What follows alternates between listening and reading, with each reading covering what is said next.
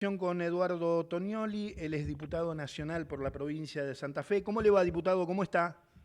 ¿Qué tal? Buenas tardes a la audiencia, ¿cómo va? Bien, muchas gracias por la comunicación. Diputado, le quería preguntar sobre, a ver, su opinión, su mirada del panorama electoral y político de Santa Fe luego del domingo.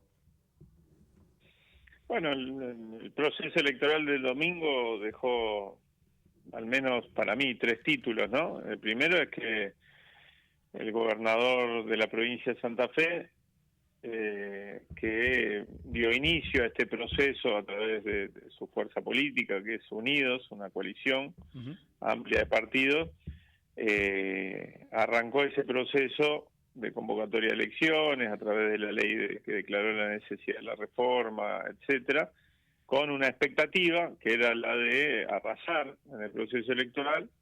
Terminó ganando, pero no con los números que el gobernador esperaba, ¿no? De hecho, el gobernador perdió la mitad de los votos que sacó hace 2 años. Bien. La segunda conclusión es que la Libertad Avanza ha hecho una performance bastante eh, moderada, ¿no? Por ser el partido de gobierno nacional. Es la primera experiencia electoral de este año que va a tener varias, que va a tener muchas Ujú. en las 24 jurisdicciones, y no le ha ido bien, ¿no? Salió tercera fuerza. Y la tercera ya involucra a mi fuerza política, que es el peronismo que había sido dado por muerto antes de empezar todo este proceso, porque iba a ir en tres espacios, dividido en tres espacios diferentes, porque su último candidato a gobernador iba por afuera del peronismo, bueno, una serie de razones que se argumentaban para señalar que posiblemente iba a terminar en los escalones más bajos de este proceso electoral. Sin embargo, el peronismo salió, o esta fracción, que es la que encabeza Juan Monteverde y que tiene adentro a la estructura formal del Partido Claro. Justicialista, salió segunda a nivel provincial y salió primera en el principal distrito de la provincia, que es Rosario, ¿no? Ese peronismo ampliado, para ponerle alguna figura, ¿puede traducirse en una construcción más estable a futuro? ¿Cómo lo ve? Se está convirtiendo en un espacio más estable a futuro, porque básicamente esta experiencia que incluye al peronismo, a fuerzas tradicionalmente aliadas del peronismo desde hace muchos años y otras fuerzas que se acercaron en los últimos 3, 4 años. Bueno, ya tiene un recorrido de esos 3, 4 años y ha sido a través de la experiencia de Rosario Sin Miedo, que es el núcleo básico sobre el que se fundó este proceso de ampliación del peronismo, entre, bueno, el espacio al que pertenezco dentro del peronismo, que es el Movimiento Evita, Ciudad Futura, que es la fuerza política de Juan Monteverde, que a la postre fue quien encabezó esta lista a nivel provincial, y otros grupos, ¿no? Del Ujú. peronismo y de otras fuerzas afines. Así que esta experiencia, bueno, por ahora está en franco crecimiento, ¿no? Bien, estoy hablando con Eduardo Tonioli, diputado nacional por la provincia de Santa Fe, Unión por la Patria. A ver, sobre la elección le pregunto puntualmente, diputado, ¿cuál es su posición respecto a la necesidad de la reforma y si cree que hay aspectos que son absolutamente necesarios actualizarlos?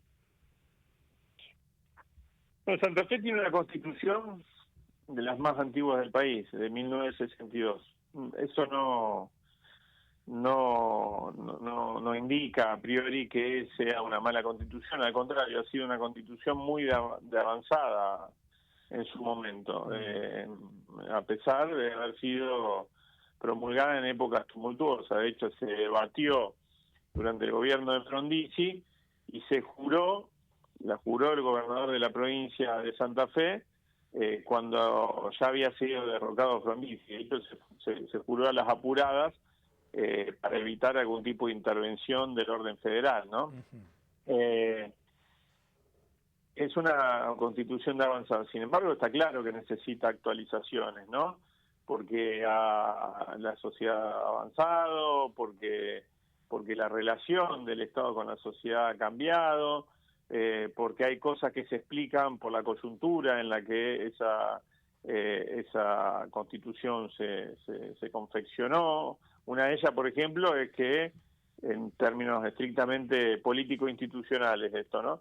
La fuerza política que gana en la categoría de diputados se lleva 28 de los 50 diputados.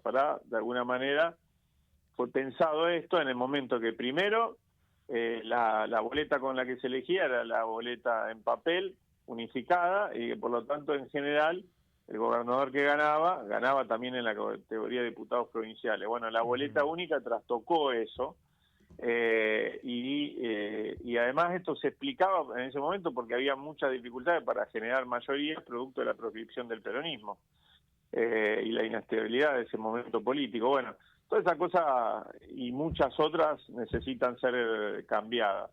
Ahora, lo que sí nosotros impugnamos en su momento cuando se votó la ley de necesidad de la reforma es la forma en la que el gobernador decidió encarar esta reforma constitucional. Básicamente, con un sistema electoral que eliminó las PASOs, lo que generó que se fragmentara, por ejemplo, entre otras fuerzas del peronismo. Básicamente, de espaldas a la ciudadanía, no se hizo ninguna convocatoria, se votó, se discutió en 2 días, se votó esa ley de necesidad de reforma y se convocó a una elección y después, durante todo el proceso electoral, no hubo un solo spot televisivo, radial, sostenido desde el Estado para explicar de qué se trataba. Y además se hacía esa elección general de constituyentes en el marco de unas pasos locales, lo que generó una ensalada bárbara. Bueno, la baja concurrencia a las elecciones tiene mucho que ver con eso. Claro. Si vos no generás el clima, no generás la difusión necesaria, no explicás que lo que se elige ahí, lejos de elegir un presidente común, a un concejal por 4 años, un intendente, que es lo que tradicionalmente se vota en esa instancia, si vos no explicás que en realidad esto va a ordenar institucionalmente la provincia de Santa Fe durante 20, 30, 40, 50 o 60 años, si tomamos el antecedente anterior, bueno, posiblemente no genere mayor expectativa, ¿no?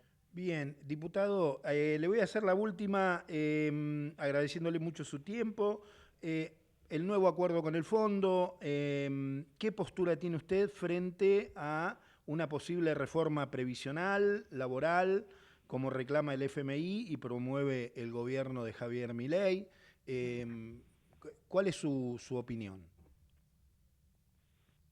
En principio, ¿cómo llegamos hasta acá? Un acuerdo con el fondo que no pasó por el Congreso Nacional, como establece la Constitución y como establece las leyes vigentes, la coloquialmente conocida como Ley Guzmán, ¿no?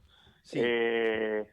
Que precisamente se dictó y la aprobó el Congreso de la Nación y después la promulgó el Ejecutivo en el 2021, teniendo en cuenta el antecedente inmediato anterior de endeudamiento con el fondo, que fue el de este mismo personaje que hoy está a cargo de la política económica del gobierno, que es Luis Caputo, ¿no? Incumpliendo esas leyes, el gobierno avanzó. Y avanzó, entre otras cosas, para no blanquear montos, plazos y condicionalidades, ¿no? Y esto es lo más importante, y acá viene mi mirada sobre lo que me preguntaba. No puede venir nada bueno de una propuesta de reforma previsional, laboral, del sistema de coparticipación, que son las que más También, o menos aparecen en el horizonte. Nada bueno si es una propuesta del Fondo Monetario Internacional. En general, las políticas del Fondo Monetario Internacional o los procesos de endeudamiento con el Fondo Monetario Internacional, más que el logro del pago al organismo, lo que busca el organismo es fundamentalmente incidir en las políticas económicas de los países. Y en general, bueno, en general no, siempre son políticas regresivas, políticas contrarias al interés nacional. Se habla también de poner bajo la lupa y bajo la discusión algo que posiblemente se tenga que reformar, pero no eliminar del todo, porque tendríamos ahí un gran problema en materia de soberanía, que es el régimen industrial de Tierra de Fuego. Es decir, todas estas cosas las tenemos que discutir los argentinos para los argentinos, ¿no? Y no con el libreto del fondo. Diputado, le agradezco muchísimo la comunicación con Rosca y Casta. A ustedes, un abrazo muy grande. Eduardo Tonioli, diputado nacional por Santa Fe, Unión por la Patria, lo escuchaste acá, en Rosca y Casta.